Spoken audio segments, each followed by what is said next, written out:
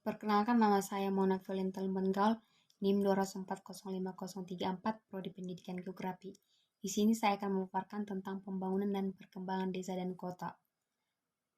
Pengertian pembangunan desa. Menurut Dirjen Bangdes, pembangunan desa adalah metode untuk menyelenggarakan usaha-usaha yang hasilnya dapat dinikmati oleh penduduk secara langsung, umum, relatif merata, dan meningkat.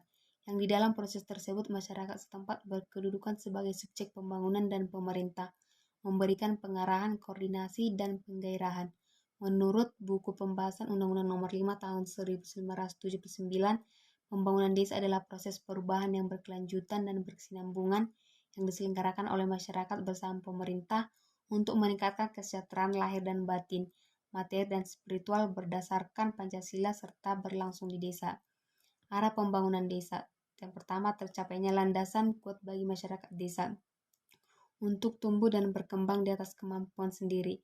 Terbinanya stabilitas nasional yang sehat dan dinamis, mampu menumbuhkan lapangan kerja bagi masyarakat, dapat menumbuhkan lapangan kerja bagi masyarakat, dapat membantu dan mengendalikan penyebaran dan pertumbuhan penduduk, dapat mengatur dan dapat mengendalikan penyebaran dan pertumbuhan penduduk. Bidang pembangunan desa yang pertama di bidang ekonomi seperti pertanian dan industri. Yang kedua, pembangunan bidang sosial seperti di bidang kependudukan dan kuantitas dan kualitas. Yang ketiga, pembangunan bidang fisik dan prasarana yaitu di fisik alami dan fisik buatan. Yang keempat, di bidang pemerintahan. Prioritas pembangunan daerah saat ini yang pertama, perluasan kesempatan kerja di sektor non-pertanian di pedesaan.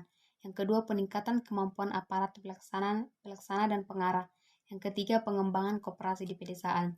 Pembangunan kota. Pembangunan perkotaan merupakan sistem perluasan kawasan hunian yang menciptakan sebuah kota. Kawasan hunian atau residensial merupakan fokus utama dalam pembangunan perkotaan. Dalam pembangunan perkotaan harus memperhatikan pembangunan perkotaan yang berkelanjutan atau sustainable urban development, di mana pembangunan perkotaan yang berkelanjutan berupaya membangun keseimbangan antara kebutuhan manusia dan pelestarian lingkungan.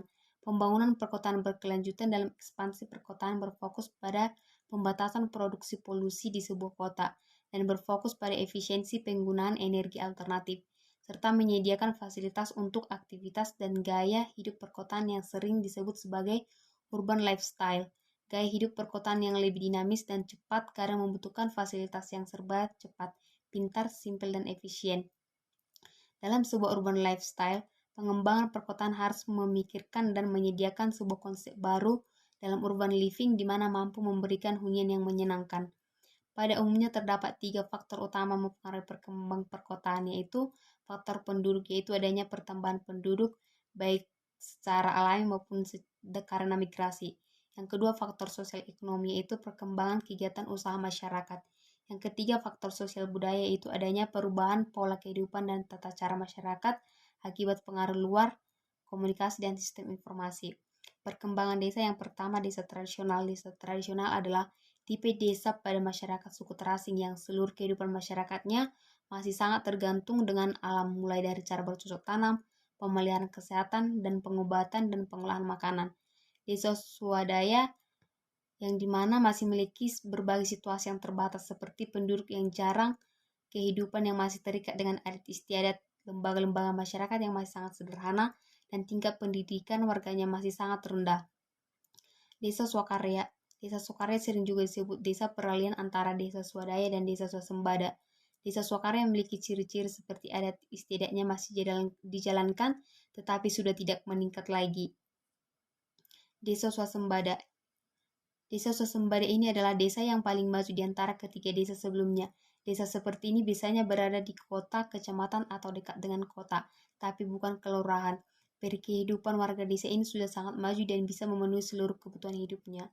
Berdasarkan mata pencarian masyarakatnya, yang pertama desa agraris. Desa agraris biasanya mempunyai lebih banyak daratan dibandingkan perairannya. Daratannya tersebut bisa berupa lahan persawahan, perkebunan, dan peladangan.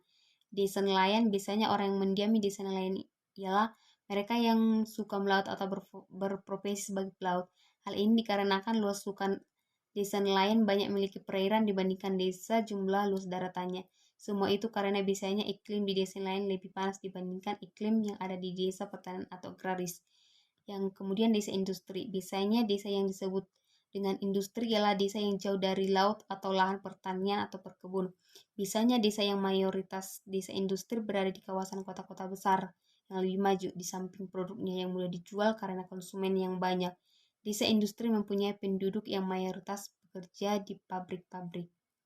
Sekian dan terima kasih.